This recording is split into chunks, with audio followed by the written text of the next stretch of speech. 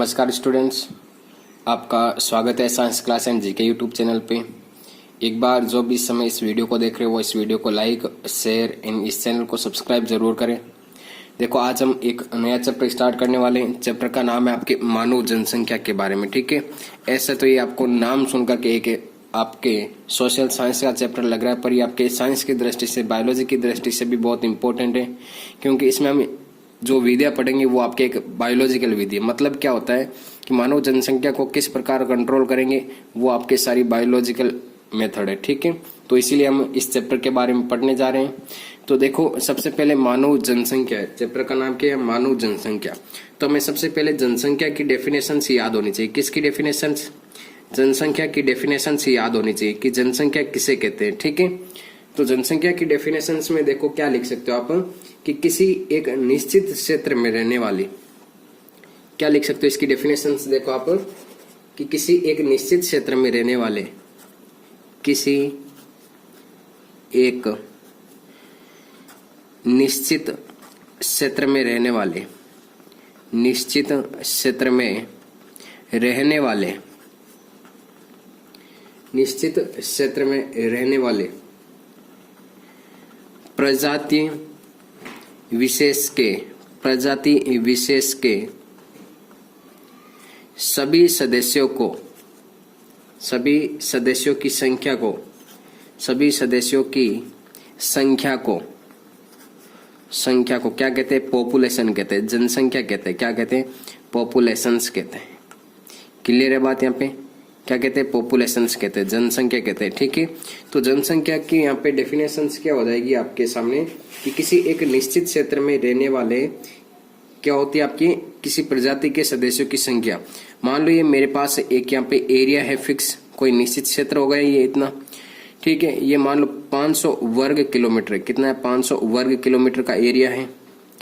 इस एरिया में आपकी यहाँ पे कितनी सदस्य रहते हैं, उन सदस्यों की संख्या को क्या कहते हैं? आपके जनसंख्या कहते हैं। ठीक है, क्या कहते हैं? जनसंख्या कहते हैं कि यहाँ पे कितने सदस्य रह रहे हैं किसी भी प्रजाति के, तो वो क्या कहलाती है? जनसंख्या कहलाती है। क्लियर है बात? यहाँ पे फर्स्ट डेफिनेशन क्लियर होगी। अब देखो नेक्स्ट यहाँ पे कि जो जनसंख्या होती है, ये जनसंख्या आपके दो प्रकार की होती है। कितने प्रकार की? जनसंख्या दो प्रकार की होती है। कितने प्रकार की होती है? दो प्रकार की। जनसंख्या दो प्रकार की होती है। अब देखो कौन कौन सी जनसंख्या होती है। फर्स्ट नंबर जो जनसंख्या होती है वो होती है आपके एक प्रजातीय जनसंख्या। कौन सी? एक प्रजातीय जनसंख्या। अभी देखो इस एक प्रजातीय जनसंख्या का यहाँ पे क्या मतलब है, इसको हमें समझना है कि मान लो हमारे कोई ये पास, जैसे कि 500 वर्ग किलोमीटर का जो फिक्स एरिया था, अगर इसमें मानव की प्रजाति, ये देखो एक प्रजाति, कोई भी एक प्रजाति, मान लो यहाँ पे कोई अगर मानव की एक प्रजाति रहती है तो वो आपकी क्या कहलाती है? एक प्रजाति। या फिर मानव ना मानकर मान लो यहाँ पे कोई भी आपके कोई दूसरी प्रजाति, जैसे कि गिलहरी कर लो, कोई भी जंतु की एक प्रजाति। ठीक है, यहाँ पे मान लो भालुओं की प्रजाति करते हैं तो वो आपके क्या कहलाती है? एक प्रजातीय जनसंख्या। क्लियर है बात? तो इसकी परिभाषा क्या हो जाएगी कि किसी निश्चित स्थान, किसी निश्चित स्थान पर ही, किसी निश्चित स्थान पर ही प्रजाति के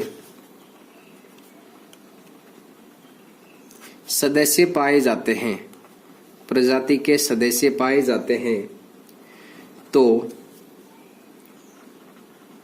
उस जनसंख्या को क्या कहते हैं? एक प्रजातीय जनसंख्या कहते हैं। क्या कहते हैं? एक प्रजातीय जनसंख्या कहते हैं। क्लियर है बात? यहाँ पे एक प्रजाति मतलब कोई भी एक प्रजाति, जैसे कि यहाँ पे कोई भालू की एक प्रजाति मान लो, या कोई भी अगर यहाँ पे मनुष्य पाया जाता है, दोनों में से कोई भी एक प्रजाति पाई जाएगी। ठीक है, तो वो आपकी क्या कहलाती है? एक प्रजातीय जनसंख्या। और एक सेकेंड नंबर इसका जो दूसरा प्रकार है वो होता है आपके बहुप्रजातीय जनसंख्या। क्या होता है दूसरा प्रकार? बहुप्रजातीय जनसंख्या। अब देखो इस दूसरे प्रकार से हमें यहाँ पे क्या मतलब निकालना है कि बहुप्रजातीय मतलब एक से अधिक प्रजातियां पाई जाती है। तो मान लो यहाँ पे भालू की भी प्रजाति पाई जाती है, इसके अलावा हिरण की भी प्रजाति पाई जाती है, इसके अलावा यहाँ पे मानव भी रहता है इनके साथ में, ठीक है, यहाँ पे शेर भी रहता है, और क्या ले लो आप, मान लो यहाँ पे खरगोश भी रहते हैं। तो इन सारों की प्रजातियों की, इन सारों की जो जनसंख्या है वही आपकी क्या कहलाती है, बहुप्रजातीय जनसंख्या। क्या कहलाती है, बहुप्रजातीय जनसंख्या। तो इसकी डेफिनेशन क्या हो जाएगी यहाँ पे कि यदि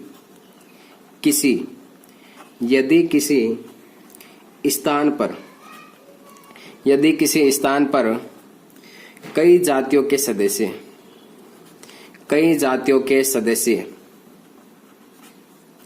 पाए जाते हैं, तो उस जनसंख्या को क्या कहते हैं आपके, बहुप्रजातीय जनसंख्या कहते हैं। क्या कहते हैं, बहुप्रजातीय जनसंख्या कहते हैं। दो डेफिनेशंस क्लियर हो गई। फर्स्ट नंबर आपको एक इस जनसंख्या की डेफिनेशन, सेकंड नंबर इसके प्रकार, दो प्रकार है, एक प्रजाति और बहुप्रजाति। क्लियर है बात यहाँ पे। अब देखो यहाँ पे कि जनसंख्या को प्रभावित करने वाले कारक कौन कौन से, वो हमें यहाँ पे पढ़ने कि जनसंख्या को प्रभावित करने वाले कारक, जनसंख्या को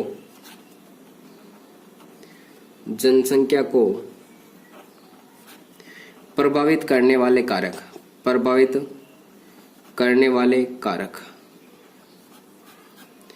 अब देखो जनसंख्या को प्रभावित करने वाले कारकों में कौन कौन सा है। सबसे पहले हो जाएगा आपका जन्म दर। कौन सा हो जाएगा, जन्म दर। सेकेंड नंबर क्या हो जाएगा आपकी मृत्यु दर। ये जनसंख्या को प्रभावित करने वाले कारक के ध्यान रखना, जन्म दर, मृत्यु दर। थर्ड नंबर हो जाएगा आपका समष्टि दोलन। अब इसके सब के बारे में पढ़ेंगे कि ये क्या होता है, समष्टि दोलन। फोर्थ नंबर होता है आपके वितरण। 5 नंबर होता है आयु। 6 नंबर पे होता है आपके जैविक समता। और जो 7 नंबर हो जाएगा वो हो जाएगा समष्टि प्रसार। क्या हो जाएगा, समष्टि प्रसार। ये आपके 7 कारक है जो आपके इस जनसंख्या को क्या करते हैं, प्रभावित करते हैं। जनसंख्या को प्रभावित करने वाले कारक जन्म दर, मृत्यु दर, समष्टि दोलन, वितरण, आयु, जैविक क्षमता और समष्टि प्रसार। ये 7 कारक क्या करते हैं, आपके समष्टि या आप जनसंख्या को क्या करते हैं, प्रभावित करते हैं। ठीक है। अब हमें नेक्स्ट हेडिंग पढ़नी है, वो पढ़नी आपके कि जनसंख्या घनत्व क्या होता है। जनसंख्या घनत्व के बारे में, जनसंख्या घनत्व, इसकी पीडीएफ आपको व्हाट्सएप ग्रुप में या टेलीग्राम ग्रुप में मिल जाएगी, आप ज्वाइन कर लेना। ठीक है। अब देखो जनसंख्या घनत्व के बारे में हमें क्या समझना है। तो इसकी डेफिनेशन देखो क्या होगी जनसंख्या घनत्व की, कि किसी भी एक विशेष क्षेत्र या आयतन की एक इकाई में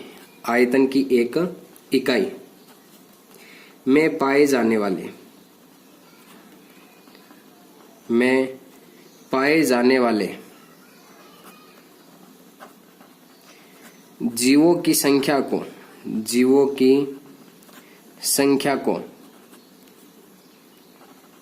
जनसंख्या घनत्व कहते हैं। क्या कहते हैं, जनसंख्या घनत्व कहते हैं। अब देखो इसकी डेफिनेशन क्या है, किसी भी एक विशेष क्षेत्र या आयतन की एक इकाई में पाए जाने वाले जीवों की संख्या को क्या कहते हैं, जनसंख्या घनत्व कहते हैं। इस जनसंख्या घनत्व को हम यहाँ पे ध्यान रखना समष्टि घनत्व भी कह सकते हैं। क्या कह सकते हैं, समष्टि घनत्व। क्या कह सकते हैं, समष्टि घनत्व भी कह सकते हैं, ध्यान रखना। ठीक है। इस जनसंख्या घनत्व को हम क्या कह सकते हैं, समष्टि घनत्व भी कह सकते हैं। तो देखो जैसे कि हमारे पास में ये कोई भी 1 एकड़ यहाँ पे जमीन है, ये मेरे पास क्या है, यहाँ पे 1 एकड़ क्या है, जमीन है। ठीक है। इस 1 एकड़ में मेरे पास मान लो यहाँ पे पौधे हैं, वो टोटल कितने आपके 100 पौधे। कितने पौधे यहाँ पे, इस 1 एकड़ जमीन में मेरे पास 100 पौधे हैं। ठीक है। ये लो 100 पौधे उगा दिए मैंने। तो ये आपके क्या होगा, इन पौधों की संख्या क्या कहलाएगी, जनसंख्या घनत्व है। देखो यहाँ पे क्या, किसी एक विशेष क्षेत्र, मान लो ये विशेष क्षेत्र कितना है मेरे पास, 1 एकड़ है। 1 एकड़, क्लियर है बात। यहाँ पे 1 एकड़ विशेष क्षेत्र होगा में पाए जाने वाले जीवों की संख्या। ये पादप क्या आपके कोई जीव भी है, मान लो 100 आपके पादप है, तो ये आपके क्या कहलाता है, जनसंख्या घनत्व कहलाता है। ठीक है। क्या कहलाता है, जनसंख्या घनत्व। अब देखो जनसंख्या घनत्व का फॉर्मूला क्या होता है कि जनसंख्या घनत्व को क्या बोलते हैं, डेंसिटी बोलते हैं, डेंसिटी। ठीक है। तो इस घनत्व को हम शॉर्ट में क्या लिखेंगे, डी लिखेंगे। क्या लिखेंगे, डी से रिप्रेजेंट करेंगे। ठीक है। तो यहाँ पे क्या हो जाएगा आपके डी बराबर N/A/T ये आपको फॉर्मूला याद रखना है। क्या फॉर्मूला है? देखो D बराबर N by A upon T. ठीक है, जहां देखो D तो क्या हो जाएगा आपके घनत्व है, D तो क्या हो जाएगा घनत्व। ठीक है, फिर आगे आपका A मतलब हो जाएगा एरिया। क्या हो जाएगा? एरिया मतलब कोई भी एक क्षेत्र, कितना क्षेत्र है। ठीक है, अब देखो आगे N क्या हो जाएगा यहाँ पे? प्राणियों की संख्या, कि कितने प्राणी यहाँ पे रहते हैं, तो प्राणियों की संख्या।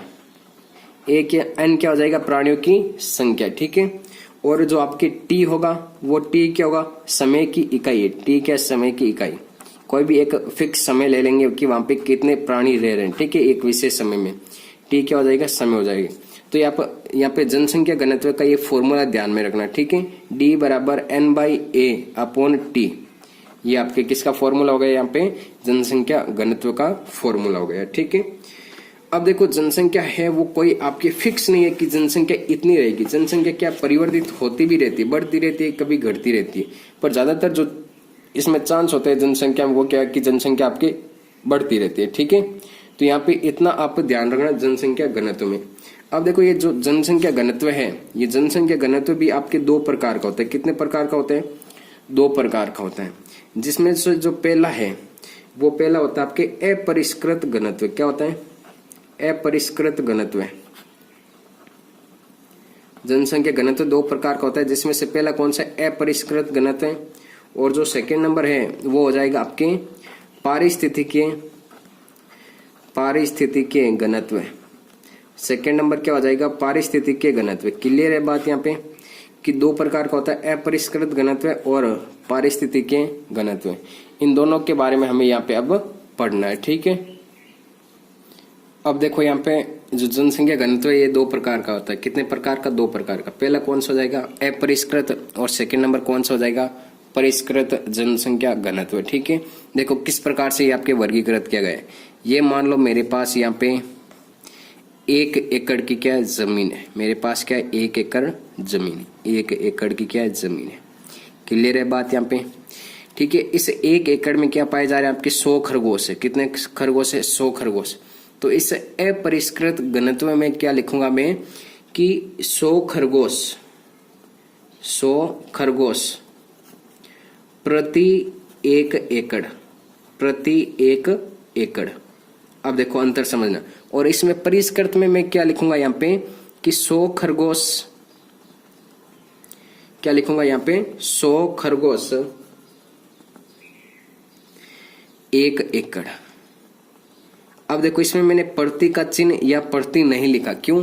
क्योंकि यहाँ पे कोई एक फिक्स स्थान ले लेते हैं और इसमें क्या लगाते हैं? औसत लगाते हैं कि इस एक एरिया में आपके कितने पाए जाते हैं?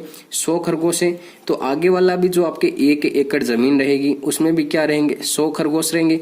इधर भी आपके जो 1 एकड़ जमीन रहेगी उसमें भी क्या रहेंगे? 100 खरगोश। मतलब प्रति 1 एकड़ में क्या होंगे? आपके 100 खरगोश होंगे। जबकि इसमें परिष्कृत घनत्व में क्या करते हैं कि 100 खरगोश फिक्स मान लेते हैं कि इस 1 एकड़ में क्या है? 100 खरगोश। नेक्स्ट वाले में जाएंगे तो इसमें जनसंख्या अलग गिनी जाएगी। मान लो आपके यहाँ पे कितने खरगोश होते हैं? 80। तो नेक्स्ट में क्या लिखेंगे? इसमें आपके 80 खरगोश 1 एकड़। इसमें मान लो 70 रहते हैं तो इसमें क्या लिखेंगे? 70 खरगोश 1 एकड़।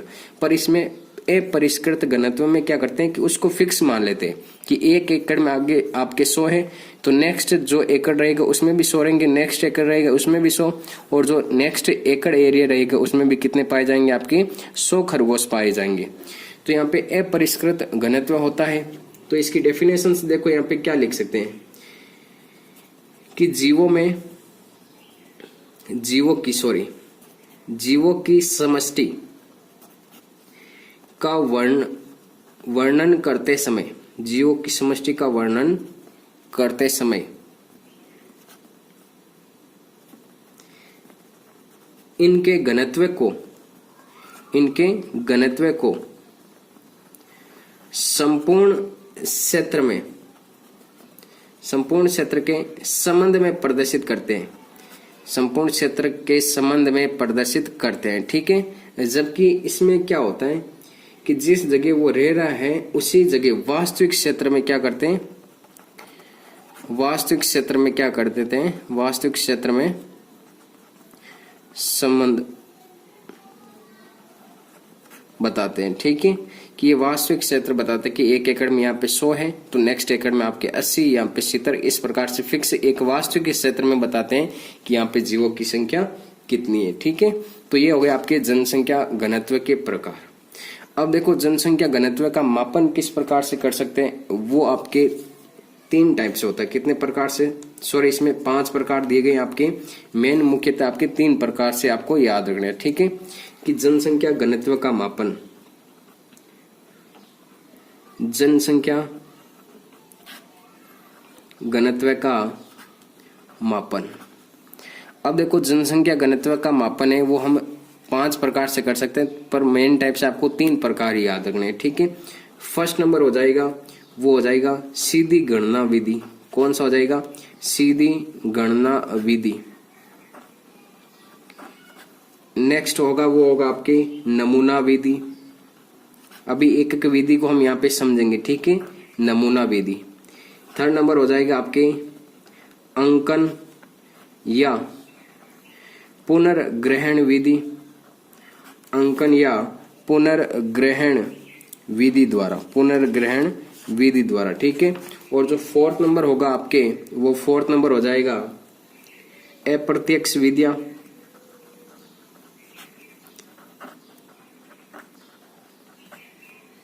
और 5 नंबर कर लिया जाएगा आपके रवेत नमूना विधि। रवेत नमूना विधि जिसे हम इंग्लिश में कह सकते हैं sample plot method, sample plot method. अब इन विधियों को एकदम आसानी से समझना है यहाँ पे, ठीक है, बहुत ही इजी, आप अच्छे से समझते जाना साथ साथ में।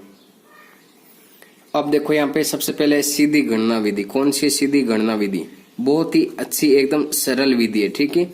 इसमें क्या कर लिया जाता है, डायरेक्ट क्या कर लिया जाता है, जो भी जीव या मनुष्य उनकी जनसंख्या पूरी कर ली, आपके काउंट कर ली जाती है, गिन ली जाती है, ठीक है। तो आपने देखा होगा कि जो हमारी मनुष्य की जो जनसंख्या ज्ञात कर सकते हैं वो कैसे करते हैं, घर घर जाकर, एक एक घर घर जाकर जनसंख्या ज्ञात करते हैं। तो सीधी गणना विधि मतलब डायरेक्ट क्या करता है इसमें कि जीवों की संख्या को गिन लिया जाता है, और वो कौन सी होती है, आपकी सीधी गणना विधि, ठीक है। और इसमें उदाहरण में आप लिख सकते हो कि मनुष्य की जनसंख्या ज्ञात करना वो एक ही सबसे अच्छा उदाहरण है कि डायरेक्ट हम घर घर जाकर क्या करते हैं, एक एक मनुष्य की जनसंख्या को क्या कर लेते हैं, काउंट कर लेते हैं, ठीक है। और इसमें ध्यान रखना, एक तो इसके साथ ही चिड़िया की जनसंख्या भी इसके द्वारा ज्ञात की जाती है, और इसके अलावा जो बड़े आकार के स्तनधारी हैं उनकी भी जनसंख्या आपके सीधी गणना विधि के द्वारा ज्ञात की जाती है। किसके द्वारा, सीधी गणना विधि के द्वारा। डायरेक्ट ही क्या कर लेते हैं, उनको गिन लेते हैं। मान लो ये एक घर है, यहाँ पे मान लो 5 मनुष्य रहते हैं, नेक्स्ट घर में आपके 6 मनुष्य रहते हैं, 6 मानव रहते हैं, ठीक है। इस प्रकार यहाँ पे काउंटिंग एक को घर घर जाकर क्या कर लिया जाता है, गिन लिया जाता है। वो कौन सी होती है, आपकी सीधी गणना विधि होती है, ठीक है। नेक्स्ट है हमारे नमूना विधि। अब देखो नेक्स्ट जो नमूना विधि, इस नमूना विधि में क्या करते हैं हम, मान लो हमने किसी एक इस विशेष क्षेत्र का 2 किलोमीटर हमारे पास ये एरिया है, इस एरिया में हमने कुछ जीव पकड़े, ठीक है। इस जीवों का हमने औसत निकाला कि यहाँ पे कितने जीव पाए गए, आपके 5 जीव पाए गए। मान लो यहाँ पे टोटल मान लो इस 2 किलोमीटर एरिया में मान लो 100 थे, कितने थे, 100, ठीक है। इसी प्रकार नेक्स्ट जो हमारे 2 किलोमीटर एरिया रहेगा उसमें नेक्स्ट में भी हम क्या कर लेंगे, औसत मान लेंगे कि वहां पे कितना है, 100।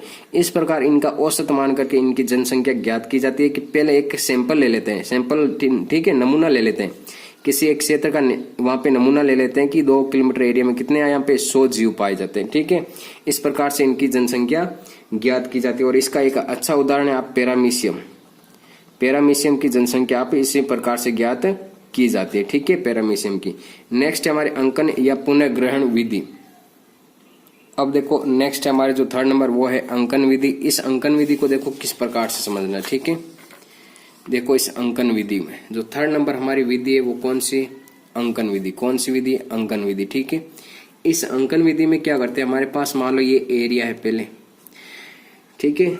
इस एरिया में देख लो हमने सबसे पहले मान लो इस एरिया में 100 गिलहरियों को पकड़ा। कितने गिलहरियों को, 100 गिलहरी को पकड़ा, 100 गिलहरी को पकड़ा, ठीक है। इन 100 गिलहरियों को हमने क्या कर दिया, चिन्हित कर दिया, कोई भी लाल रंग से, कोई भी रंग से क्या कर दिया, चिन्हित कर दिया, ठीक है। अब इन 100 गिलहरियों को वापस छोड़ दिया जाता है। अब ये कोई 50-30 गिलहरी इस तरफ, कोई 30 गिलहरी इस तरफ, और कोई 40 गिलेरी इस तरफ चली जाती है, ठीक है। मान लो 30 गिलेरी इस एरिया में चली गई, 30 गिलेरी इस एरिया में और 40 गिलेरी इस एरिया में चली गई, ठीक है। अब नेक्स्ट बार हम क्या करेंगे, वापस क्या करेंगे, 100 गिलेरी को और पकड़ेंगे, ठीक है। अब इन 100 में से हम देखेंगे कि जो चिन्हित हमने किए वो गिलेरी कितनी है। मान लो इसमें से जो हमने चिन्हित किए वो आपके 30 गिलेरी है और जो चिन्हित हमने नहीं किए वो कितनी आपकी 70 गिलेरी। कितनी गिलेरी है, 70 गिलेरी है, ठीक है।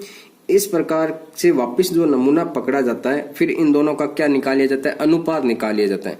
देखो यहाँ पे पहले 100 गिलेरी पकड़ी एक विशेष क्षेत्र से, इनको चिन्हित कर दिया और छोड़ दिया वापिस, ठीक है। और वापस क्या किया जाता है, किसी और क्षेत्र से वापस इन गिलेरियों को पकड़ा जाता है और उसमें देखा जाता है कि चिन्हित गिलेरी आपकी कितनी है। तो मान लो इसमें क्या है, 30। तो इस प्रकार की विधि में क्या किया जाता है, तो ध्यान रखना इसमें कि इस विधि में देखो, इसमें जो थ्योरी लिखनी है वो आपको क्या लिखनी है, 3rd नंबर में। इस विधि में समष्टि का एक नमूना एकदम अच्छे से समझना, ठीक है। इसका भी सूत्र भी हम लिखेंगे यहाँ पे, किस प्रकार से ज्ञात कर सकते हैं। समष्टि का एक नमूना निश्चित संख्या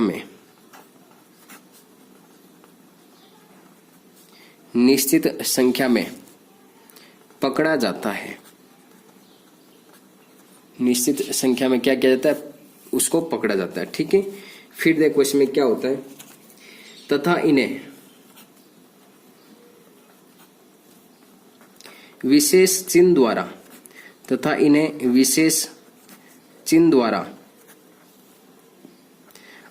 अंकित कर छोड़ दिया जाता है। अंकित कर छोड़ दिया जाता है, क्लियर है बात, यहाँ पे अंकित कर छोड़ दिया जाता है,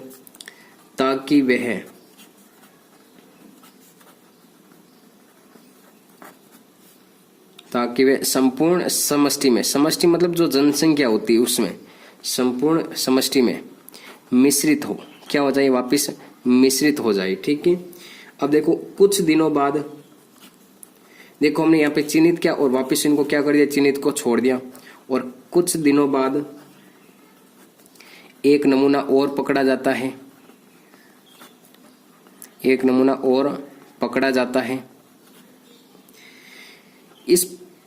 इस नमूने में क्या करते हैं, अंकित किए गए जंतुओं की क्या करते हैं, पहचान करते हैं। अंकित किए गए जंतुओं की या जीवों की क्या करते हैं, पहचान करते हैं, ठीक है। तो इस प्रकार से हम इनकी क्या कर सकते हैं, पहचान कर सकते हैं। अब देखो इसका जो फॉर्मूला होता है वो फॉर्मूला क्या है, तो यहाँ पे फॉर्मूले में ध्यान रखना आपको कि पकड़े गए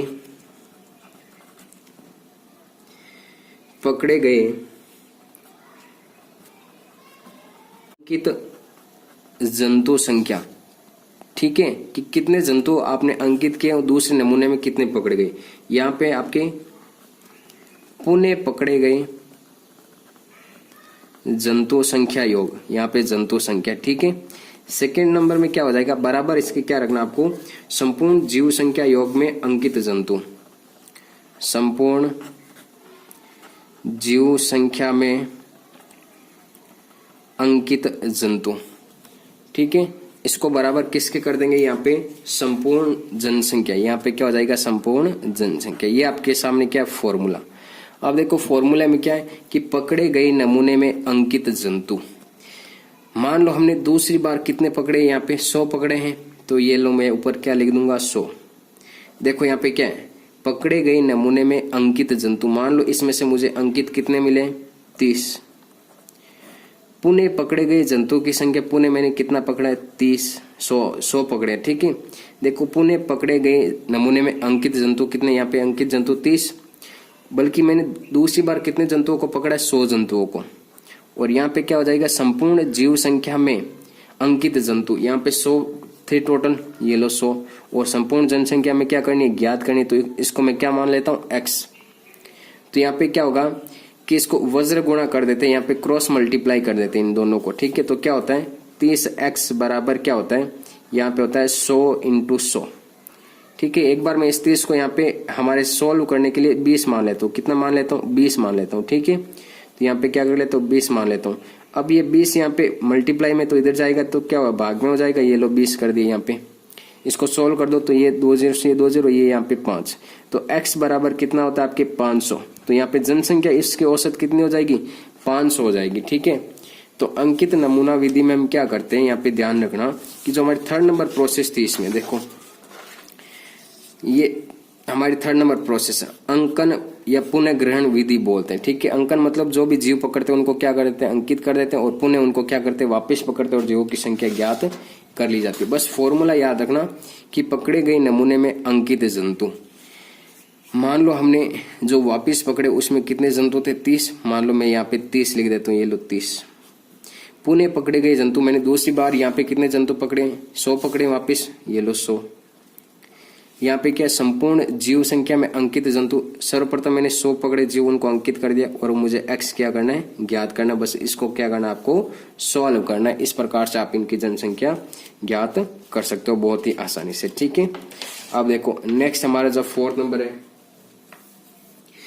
4th नंबर तो नॉर्मल है, कुछ नहीं, डायरेक्ट उनको गिन लेते हैं प्रत्यक्ष रूप से अनुमान लगा के। और 5 नंबर में क्या करते हैं, एक जैसे की ये प्लॉट, जो 5 नंबर हमारा मेथड है, देखो 5 नंबर मेथड का नाम क्या है, रवेत नमूना या sample plot method, sample plot method. ठीक है, इसमें क्या करते हैं, मान लो ये हमारे पास प्लॉट है यहाँ पे, ये मान लो कितना आपके 5 वर्ग किलोमीटर, कितना है 5 वर्ग किलोमीटर का क्या प्लॉट, कोई एरिया है। तो इस एरिया में मान लो यहाँ पे 1000 जंतु रह रहे, कितने 1000 जंतु, तो हम इसका औसत ज्ञात कर लेते हैं कि 5 किलोमीटर वर्ग एरिया में कितने रहे 1000, तो नेक्स्ट 5 वर्ग किलोमीटर में और कितने रहेंगे 1000, नेक्स्ट 5 वर्ग किलोमीटर में और कितने रहेंगे 1000। इस प्रकार से इनकी जनसंख्या क्या कर ली जाती है, ज्ञात कर ली जाती है। तो यहाँ पे जनसंख्या ज्ञात करने का जो घनत्व मापन की जो विधि है ये कंप्लीट होती है, सीधी गणना विधि, नमूना विधि, अंकन विधि, अप्रत्यक्ष विधि, रवेत नमूना विधि, जिसमें से मेन इंपॉर्टेंट एक तो आपके सीधी नमूना विधि और अंकन विधि वेरी वेरी मोस्ट इंपॉर्टेंट है। ठीक है, इस प्रकार से जनसंख्या घनत्व हम ज्ञात कर सकते हैं। ठीक है, नेक्स्ट टॉपिक हम वो कल की क्लास में पढ़ेंगे।